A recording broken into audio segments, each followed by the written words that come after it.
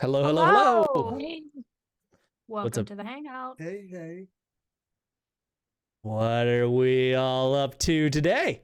Mm, I finally have my physical dice after moving, like the whole process. Like finally, they are back in my hands in my little Nice. dice tray. That's a fatty nice. pouch. It's great. Well, it's not even all of them, but this is just the ones that I feel like maybe I might want at any given time. Mm. I mourn the loss of my childhood dice, which were all carefully stored in a Crown Royal bag that I left at a convention. And I mean, Oh, these are so the some of those dice were the original crappy, totally not, they would never be regulation today, dice that came with the original booklet set. I mean, it was the most homemade looking dice. Uh, and one of them was the 20 sider, all often, like way too often rolled a 20. So it was a really prized die. But yeah, alas, lost, along with all my childhood lead figures, pewter figures, whatever they were. Probably lead back in the day. maybe it's good you don't have those. No, you don't think so? We've learned from the Romans' mistakes. Yeah. But yeah, that's cool. You still add to it? You still buy dice, Rihanna? Not really, because for a while there, I wanted to have enough dice to roll damage, so I had to have it like at least 8 sets or something, so I could have 8 d8s Yeah. per, my maximum lightning bolt. But now I don't. I roll damage on the computer. Yeah. It's just that I like to have a few d20s to choose from, because somehow the particular d20 rolls I like to have the physical. Yeah. Um, Yeah. so My Yeah. when I get a set of dice, a friend of mine made the claim that you can't buy a set of dice. You have to be gifted a set of dice. And then the really good mojo comes. And the same Like thing. tarot cards? Yeah, like tarot cards, exactly. You can't buy them. There's that, you gotta be gifted. So I do have a one set of dice, and I have to say they are very good. They roll well. And that's one little set that a friend of mine gave me after I lost my big bag. I mean, I bought all mine. It's like I went to I forget if I've talked about this on the Hangout yet already, but I went to Lincoln City, and they have a thing where they put out modern artists' glass fishing floats. You can find them on the beach. So I went to look for one. I didn't find one. Those are historical. I bought those at one place, and these are modern, and I bought those at a different place. Ooh, cool. They're Japanese, rad. right? The historical ones, yes, those are Yeah. Japanese. I remember looking for those on the beach too when I was a kid. Did you ever find any? My mother did. We had a set of, well, there was like 3 of them in a crusty piece of salt hardened net that with seaweed stuck to the glass balls that we had. And that was really cool. But God, I don't know how they got into Puget Sound. Well, there's I'm reading a book about it because I wanted to look up the maker's marks that are on the historical ones. Ooh, yeah. And there's there's one sort of guide that was written, and it was written in the 60s and then updated in the 80s, and that's like almost it as far as glass float. As far as being an archaeologist, I'm like, no. But it was like a beachcomber's guide or something. yes, yeah. Ah. Yeah, the Seattle Public Library has it, thank goodness. The Oregon libraries don't, so I still have my library card. I'm like, hey, I'm just gonna check this out. I'll bring it back, I promise. Anyway, I forgot why I got on that tangent. So there's maker. Oh, I commented that I was surprised it got all the way into. Oh, right.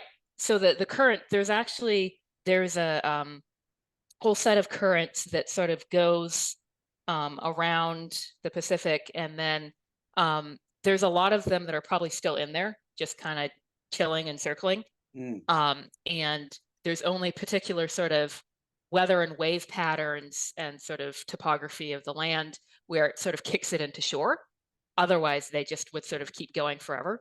Yeah. and that current sort of circles back out at Northern California-ish. So you don't really get them, particularly in California. It's Oregon, Washington, Vancouver Island, Queen Charlotte's, that kind of thing. Cool. So it's known for getting, and even like they will kind of come into Puget Sound just because they're riding the currents. So Yeah. Oh, that's cool. That'd be a fun kind of hobby to go on, like the west side of Vancouver Island, where there's just not that many people, and after a big storm, Yep. you just see what you get. It'd be cool. Yeah. You remember Yeah, that it time? makes me sort of like want to go try myself, but I'll probably try in Oregon first Yeah. because Vancouver Island's a bit more of a schlep. Yeah. Yeah. But you got to get the ferry and all. So You remember that time when the big container full of Nike shoes toppled into the Pacific, and all these single shoes started showing up, and people had this online shoe pairing thing where, like, if you found a size 12 Nike Air Jordan, if somebody else found the right foot and you had the left foot, you could get together. well, if anybody listening to this is interested in this sort of thing, there's a Twitter account called Legos Lost at Sea, and it's somebody in Cornwall in the UK, and there was a container ship full of Lego in 1997 that was lost, and so they know like exactly how many there were, like 300 sets of this and 400 sets of that and whatever, and to this day that account in Cornwall, they go beachcombing like every day. They still find Lego. Oh my God. And I wish Amazing. the library would get it. But they just recently put out a book, sort of not just talking about Lego, but talking about currents and the fact that our plastic trash is forever in the ocean, and how they find like 1 million like plastic sand shovels that you buy, at the seaside, and then like they break the first time you use them, and then people just drop them. And a lot of flip-flops, stuff like that. So yeah. The cool thing I think about Lincoln City is that they put out modern glass floats for people to find, but you can also enter to win. And how you enter to win is that you pick up a bag of trash. So that seemed like a really cool thing to like make the world better. Like you're out there anyway. Why not pick up like whatever trash you're seeing, and then that enters you into the drawing, because they have a certain number that go in a drawing every month. That's cool. How do you prove? You just take a picture of your garbage and There's some directions on the Lincoln City website about like tagging it on socials or something, but that's about it. Take a picture. Right. Cool. So, anybody watching a good show? We ran out of shows recently. I started watching. Oh, sorry. Go ahead, Rhiannon. Well, I was going to say I could be thematic because I've been catching up on Blown Away on Netflix, which is a glass blowing show. Ooh, interesting.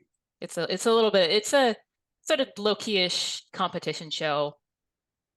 10 people, one takes the prize, which is some money, and also a residency at a really like fancy art glass institute. That's cool.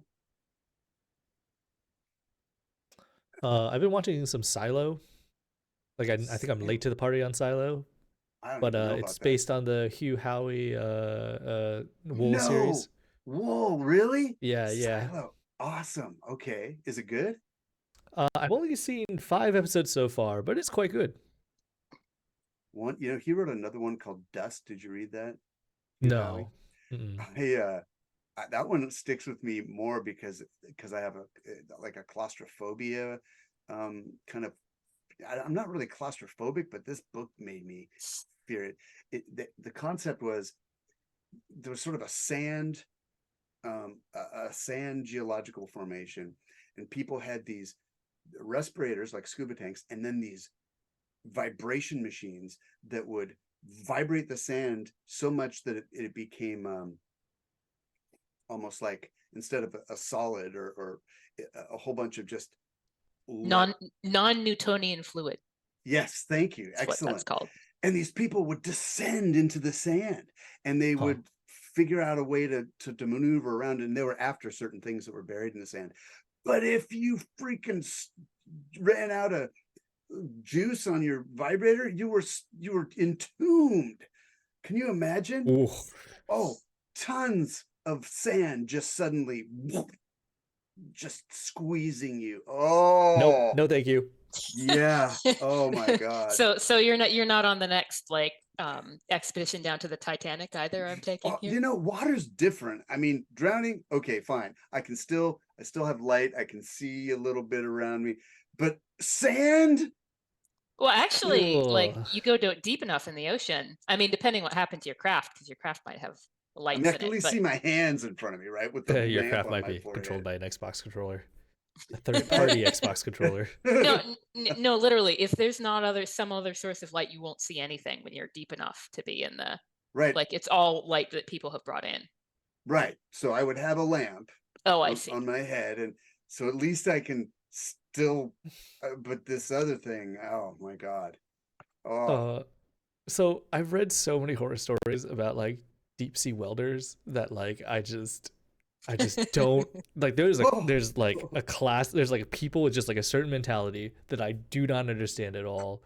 They must just have just balls of steel and just like stomachs of iron and just like and I don't the know. same people who, what was it? The guy who did the that free ascent of. Oh yeah. I mean, wasn't there free talk climbers? Yeah, he just had no. There was something that we all had that he didn't have. Just he could just do it without freaking out. He'd never freeze. He'd never. He just lacked that thing, whatever it is. I don't want to say common sense, but but I mean, because it's certainly not common sense to freeze like I do when I'm in bad positions. I can't even watch videos of those things without like it triggering me. Like, you know, I start breathing hard, I like get nervous, I like feel the vertigo. Ooh, I just want to step away from my phone, you know. Did you see that movie? Yeah. Yeah. Did it make you skeeve you out? Oh yeah. It's definitely an uncomfortable watch. Like I love horror movies. Horror movies don't make me really feel uncomfortable at all. But like that kind of stuff, no thanks. Mountain bikers like doing their mountain biking tricks, like hopping from rock to rock on the tops of mountain cliffs tops. Like also no thanks. And the kind of exports that exist now that no one dreamed of. I mean, back when I was a kid, roller skating, or I mean, skateboarding up the side of a swimming pool and back down, that was that was extreme. Now people are freaking. It's crazy. It's amazing. Well, I think it's probably because like the adrenaline seekers can't sort of go and like I don't know mine at the bottom of a coal shaft with no shoring and like terrible big machinery and like the elevator is going to go out and then it's going to catch on fire and like I think back a century ago, like that's where those people went. I mean, and also people who weren't adrenaline seekers who were too poor to do anything else. But like, I feel like extreme sports sort of has stepped in but started because the rest of our lives are a little bit less dangerous. Yeah. I mean, some people don't feel alive unless they're on the edge. I get that. It's probably better than doing drugs, if you just do a 360 off of a cliff. I used to do cocaine, but now I just do 360s off a cliff. We cured him of that down here at the cliff jumping club. Yeah. Yeah, but I will say I like the idea of rock climbing just in general and like climbing gyms. I've dabbled in climbing at climbing gyms, and it's like some of the best exercise, like full body exercise that I've ever experienced. Yeah, I 100% agree with that. It's like wrestling, rock climbing and wrestling. There's a lot of static, just exertion. You're not moving really, but you are in this isometric grip of survival, I guess. Yeah. And the lid of no jar could survive me, like back in those days. Just, I don't even need to warm the lid. Where did you used to rock climb? There's a gym down in Fremont. I used to go there Yeah? like occasionally. Yeah. Yeah. I never got like really good at it. Like a lot of my friends are obsessed with it, and I used to just go with them. Maybe like once every 2 weeks or so. Have I ever told you my shame? I have a friend who's an incredible mountain climber, does all kinds of crazy stuff, and I grew up with him, and there's a line in Ray Bradbury's Something Wicked This Way Comes, where he meditates on how two boys running down the street together, they both get how we all get our fingers into each other's clay as we're growing up and sort of shape each other a little bit, and how one kid was running faster to keep up with the other, and the other was slowing down a little bit so the other could keep up with him. And it was like that with me and my friend John. And John, he introduced me to all the things that are now extreme sports, mountain climbing, rock climbing, mountain biking, just back when those things weren't like they are now so much. I guess rock climbing was. Anyway, we went climbing up or hiking up Mount Si, and Mount Si is mostly just forest switchbacks until you get to the top, and then there's this thing called the haystack, which is this big, it looks like a haystack of rock. And we got the idea that we're not taking the trail up the haystack, we're going to climb up it. Look, it's easy, it's not that bad. So we went up, and sure enough, John could do that. But I got to a point, and I should have seen this in the foreshadowing of my life, because he was doing this thing once at Crew where he was standing on a exposed girder that just was out yawning over space. And I thought I would do that with him, and I froze and I could not move. I was only 10 feet up, but I was so terrified I couldn't move. Well, the same thing happened to me on the side of this mountain, and he had to climb back down and lower his leg so I could climb up his leg. And I was just like grabbing his jeans and pulling up, and I had to jettison my backpack. And on the way down from the haystack, this kid was coming up with his dad, and the kid goes, "Hey, weren't you the guys who were stuck up on the side of the?" And then we're like, "No, those guys are assholes." Oh my God. And my friend was just having visions of, King 5 News. 2 hikers. 2 dumbasses. There's a fun little. Oh, go. Oh no, go ahead. I'm about to do a topic change. So. Oh, okay. Right. Well, I was just going to say Mount Si. There's a fun little local legend about how that came to be that I always think about with that one. Oh, really? Yeah, there's a local tribal story about a couple of women, and they were taken up to the sky moon kingdom, and they married there, but they really wanted to go back to their families. So one day they're out and they're gathering roots, and they find a hole. So they pull up a root, and then there's a hole down to our world below them. Whoa. And so they craft this whole rope, and then they put it down the hole, and then the 2 of them climb down, and they get reunited with their families, and they take their kids with them. And so it's a whole thing. And so then the rope is left. And as I was told the story by the local historical society in North Bend, all these animals started coming by and using it as a rope swing until it had too much weight, and then it pulled out of the sky and it fell in this big heap. And that's Mount Si. Is the heap of the rope. From fun. All the animals. And I was always delighted by that. That's pretty cool. Speaking of things that delight Rhiannon, so I guess the more general question is, how often do you encounter either professors or scientists or people in academia who list their pets as their co-authors for their papers? Because I was reading reading this article about like this Russian guy who was like the first person to decipher like the Mayan alphabet or something like Ooh, that.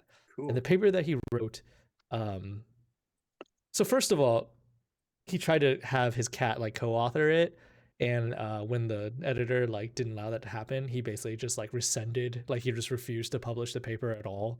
So eventually he got the cat in there, but he also would have as an author photo, like he looks like a legit like James Bond villain, and he's holding his cat like in his little arm, and he's like, the cat is facing forward, but like the man himself looks like if he's like, oh, I don't know, like grumpy cat like come to life, and personified, and like he always used this photo as his author photo.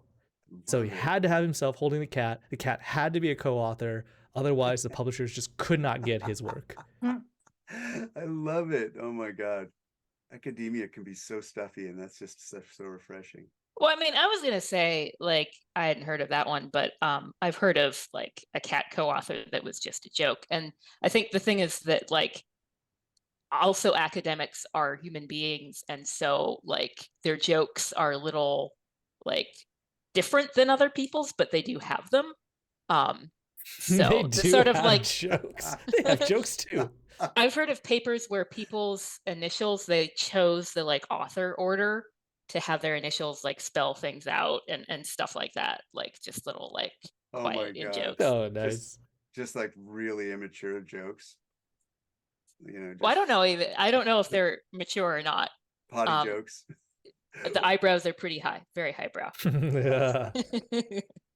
If you ever Uh, publish a paper, Rhiannon, will you get your cat to No. sign on as co-author? Oh, okay. So if they did do potty jokes, it would be in Latin. So there'd be like initials that spell out something, naughty, but it's in Latin. Only other academics would really get it. Yeah.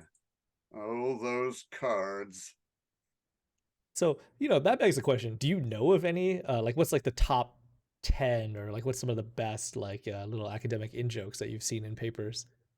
Well, so I mean, I don't know why I'm tapped to be the academic here, because Oh. I got my MA and then I like busted down the doors to get out of academia. Okay. I am a compliance archaeologist, Hmm. and academics look down on us. I should ask some of our viewers then, because I think we have a couple of academics who regularly come by, I like the including the initials. history prof. I like the initials joke. That's a good one. Yeah. I'm gonna remember that in case I ever publish something like in a popular or a I mean, snooty my thesis is out there for anybody who wants to know about, pre-contact basketry. journal. Ooh, cool. I have a basket that I always imagined that my grandmother bought on the sidewalk outside of Frederick and Nelson's in downtown Seattle, Oh. where Native women used to sit and sell baskets. And Yeah. it's a really neat basket. Oh, it has a tragic history though, because when my daughter was very small, she picked up the lid on it, which had it was sort of shaped like this. And then it had this neat little woven, as part of the weaving, a little button, Oh yeah. And I said to the person holding my baby on the baby on the lap, oh, I don't think she should be playing with that. And the person kind of poo-pooed me. And next thing you know, my daughter bit the little button right off. Oh, now it's very flawed, but oh well. It is It's 6:25. Okay. We gotta take a little commercial break before the stream. Sorry to cut you off there. Oh, it's okay. I can tell you more stories about my baby. I have other baby stories. Save it for the Can mainstream. we just delay things a little and I can tell baby stories? Just weave it into Sturge's backstory when we play the There we video. go. Okay. All right, we'll see you all in a few minutes.